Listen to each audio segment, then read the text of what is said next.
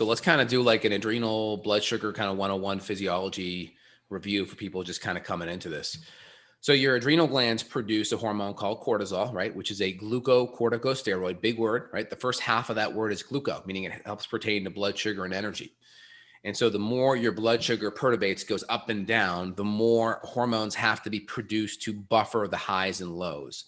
So the more we keep our hormones snaking along, or we keep our blood sugar, let's say in this example, snaking along, or stress snaking along throughout the day without big up and down spikes, our hormones are called to the rescue far less. So if I eat, let's say I'm not eating at all. Let's say I'm fasting, right? And I'm not really good at being fat adapted, your blood sugar is going to drop. And when your blood sugar drops, that creates a stress response. The first thing that happens on this low blood sugar drop is going to be a spike of epinephrine or adrenaline, right? So epinephrine or adrenaline is like the key catalyst to wake up and call cortisol. So you get this epinephrine or adrenaline or catecholamine surge. Again, they are all the same thing.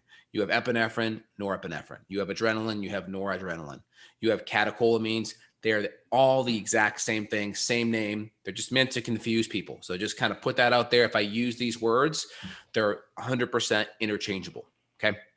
So you're going to have this surge in adrenaline, and that's going to bring up your blood sugar. When it brings that blood sugar up, this is when you may feel anxious, heart palpitations. This is maybe when you get a little bit dizzy, nervous, sleepless, irritable, right? Sweating, So when you start to when you're on this blood sugar roller coaster, when this blood sugar drops and it starts to come back up, you may have symptoms that make you not feel that well.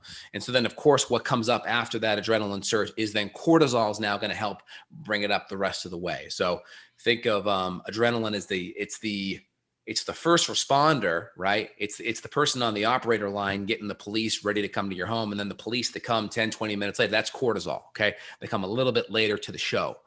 And so that's important. So when you understand your physiology, that's good. The next component is when your blood sugar goes back up on the high side, that's where you make a whole bunch of insulin. And so insulin can make you feel tired. It can make you feel fatigued. Insulin activates a lot of lipogenesis. That's fat storing. Lipo meaning fat, genesis creating. And so when you're on a blood sugar roller coaster of high to low blood sugar, okay, this creates this high level of insulin, a lot of lipogenesis, that creates fatigue. And then, of course, when you have a high level of insulin, that brings your blood sugar back down because insulin's opening up the cells, trying to get blood sugar into the cells to either burn it or store it. And if you're not active and your cells are already full of glycogen and you're not actively doing something like walking or running or lifting, guess what? Your body then shunts and partitions that fuel into the storing phase.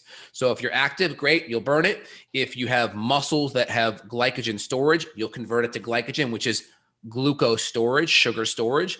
And if those two capacities are tapped, then we start going to fat storage, starts going more to lipogenesis. So we're on this blood sugar roller coaster. So high blood sugar up, a lot of insulin drops it down, right? Then we have this really high drop, high to low drop. This then stimulates a lot of adrenaline, catecholamines, and then cortisol in the up. This is called reactive hypoglycemia.